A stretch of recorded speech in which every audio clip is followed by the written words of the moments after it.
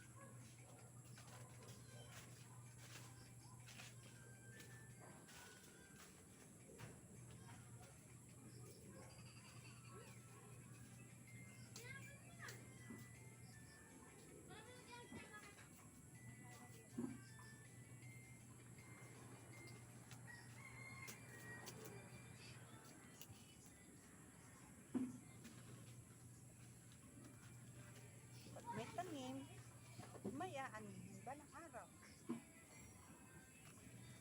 Ilang buwan na lang may aanihin na.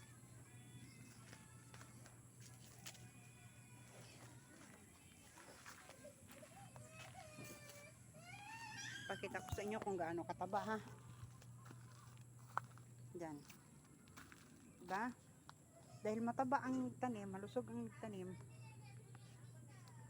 Yung tinanim mo, malusog din, mataba din. Gaya ko.